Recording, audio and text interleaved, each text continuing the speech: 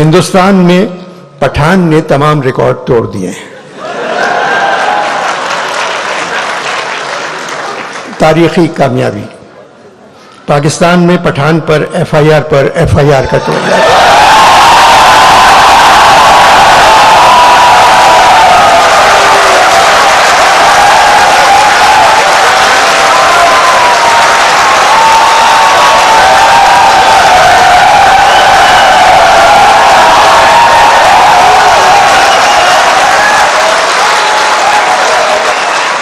پاکستان میں پٹھان پر F I R کٹوائی جا رہی ہے اور موجودہ حالات میں پاکستانی پٹھان کی کامیابی نظر نہیں آتی.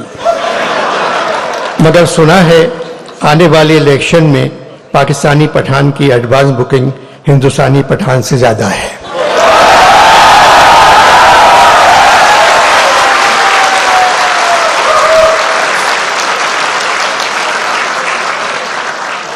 میرا وطن پاکستان نمک پیدا کرنے والے ملکوں میں دنیا پہ دوسرے نمبر پہ آتا ہے، لیکن نمک حرام پیدا کرنے والوں میں نمبر 1 ہے.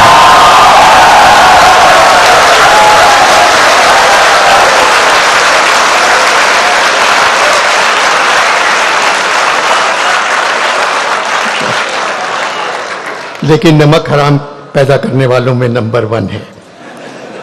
سیلاب سے کہیں زیادہ ہم لوگ قرض میں ڈوبے ہوئے ہیں. آئی ایم ایف سے بات چیت ختم ہو گئی.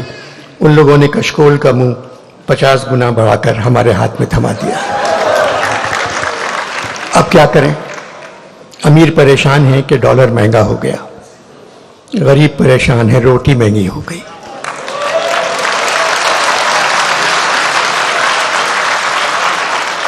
جو حال اس وقت پاکستان کے ہر شہر کا ہے، آگرے کا بھی یہی حال تھا. جب نذیر اگرآبادی نے لکھا تھا، جب ملی روٹی ہمیں سب نور حق روشن ہوئے. رات دن شمس و قمر، شام و شفق روشن ہوئے. اپنے بیگانوں کے تھے لازم جو حق روشن ہوئے. 2 چپاتی کے ورق میں سب ورق روشن ہوئے. ایک رکابی میں ہمیں 14 طبق روشن ہوئے. ایک جگہ اور کہا ہے، پوچھا کسی نے یہ کسی کامل فقیر سے، یہ محرومہ حق نے بنائے ہیں کاہے کے. وہ سن کے بولا، بابا خدا تجھ کو خیر دے، ہم تو نہ چاند سمجھے نہ سورج ہیں جانتے، بابا ہمیں تو یہ نظر آتی ہیں روٹیاں.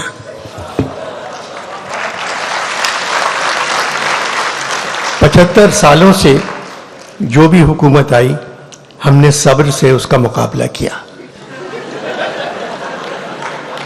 کیونکہ ہمیں یہ قول یاد ہے کہ شیطان بھی بھیس بدل کر کام کرنے میں ہمیشہ کامیاب رہتا ہے.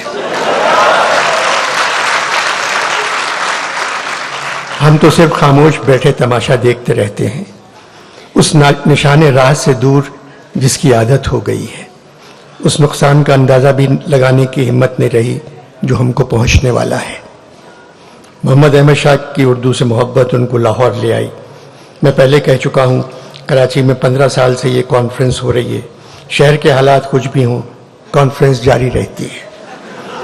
آرٹ کونسل کے باہر گولیاں چل رہی ہیں اور کانفرنس میں فیض صاحب پر بات ہو رہی ہے.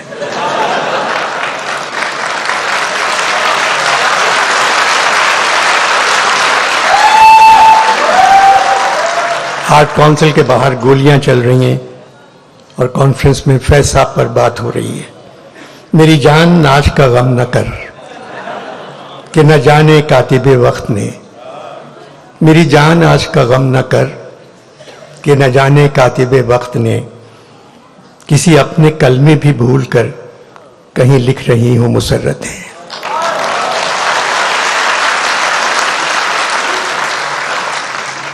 دیر سے آنکھ پہ اترا نہیں اشکوں کا عذاب، اپنے ذمے ہے تیرا قرض نہ جانے کب سے. پیسہ کا قرض ان کے آنسو تھے، ہمارا قرض بالکل الگ ہے. موسم گل ہے لاہور میں. پیسہ صاحب نے کہا یہ موسم گل گرچہ طرف خیز بہت ہے، یہ موسم گل گرچہ طرب خیز بہت ہے، احوال گل و لالا غمیز بہت ہے۔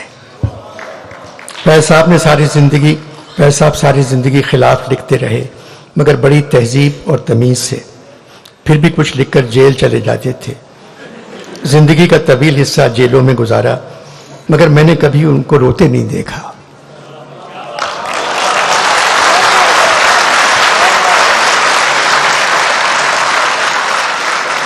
ایک مسکراہٹ چہرے پر بکھری ہوئی ہوتی تھی۔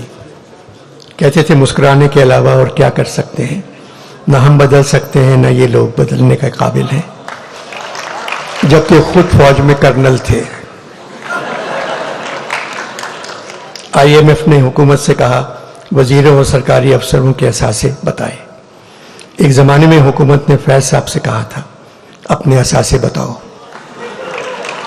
تو فیض صاحب نے کہا ہم خستہ تنوں سے محتسب ہو، کیا مال منال کا پوچھتے ہو، جو عمر سے ہم نے بھر پایا سب سامنے لائے دیتے ہیں۔ ہم خستہ تنوں سے محتسب ہو، کیا مال منال کا پوچھتے ہو، جو عمر سے ہم نے بھر پایا سب سامنے لائے دیتے ہیں۔ دامن میں ہے مشت خاک جگر، ساغر میں ہے خون حسرت میں، لو ہم نے دامن جھاڑ دیا، لو جام الٹائے دیتے ہیں۔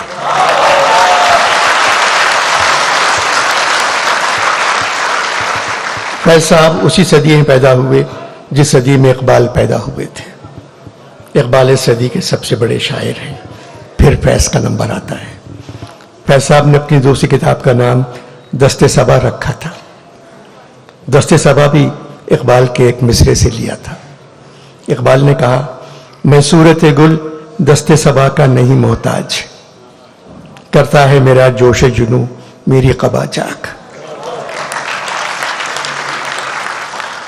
آخر میں جانے سے پہلے دو چھوٹی نظمیں ہیں، ایک زہرا نگاہ کی ہے، ایک فیض صاحب کی ہے۔ دونوں نظمیں آپ پہلے ضرور سن چکے ہوں گے۔ زہرا نگاہ کی نظم ہے، سنا ہے جنگلوں کا بھی کوئی دستور ہوتا ہے،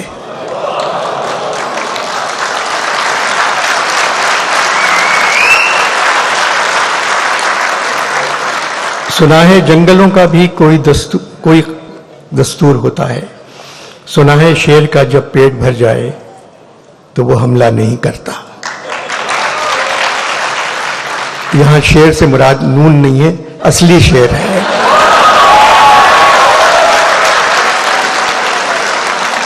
سنا ہے جنگلوں کا بھی کوئی دستور ہوتا ہے، سنا ہے شیر کا جب پیٹ بھر جائے تو وہ حملہ نہیں کرتا، درختوں کی گھنی چھاؤں میں جا کر لیٹ جاتا ہے۔ سنا ہے گھونسلے سے کوئی بچہ گر پڑے تو سارا جنگل جاگ جاتا ہے۔ ہوا کے تیز جھونکے جب درختوں کو ہلاتے ہیں تو مینا اپنے بچے چھوڑ کر کوے کے انڈوں کو پروں سے تھام لیتی ہے۔ سنا ہے جنگلوں کا بھی کوئی دستور ہوتا ہے، کسی ندی کے پانی میں بے کے گھونسلے کا گندمی سایہ لرزتا ہے تو ندی کی روپہلی مچھلیاں اس کو پڑوسی مان لیتی ہیں۔ کوئی طوفان آ جائے، کوئی پل ٹوٹ جائے تو کسی لکڑی کے تختے پر گلہری سانپ چیتا اور بکری ساتھ ہوتے ہیں۔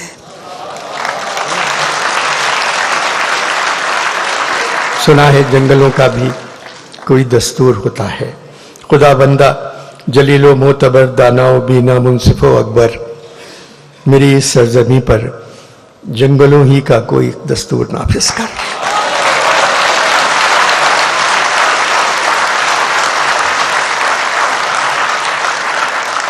فیض صاحب کی آخری نظموں میں سے ایک ہے، چھوٹی سی نظم ہے، میری تیری نگاہ میں جو لاکھ انتظار ہیں، میری تیری نگاہ میں جو لاکھ انتظار ہیں، جو میرے تیرے تن بدن میں لاکھ دل فگار ہیں، جو میری تیری انگلیوں کی بے بسی سے سب قلم نظار ہیں، جو میرے تیرے شہر کی ہر ایک گلی میں میرے تیرے نقش پا کے بے نشاں مزار ہیں۔ چاہے پرشین پوئٹری ہو، چاہے فرینچ پوئٹری ہو، انگریزی ہو، یہ تشبیہ آپ کو کہیں نہیں ملے گی جو فیض صاحب نے دی ہے۔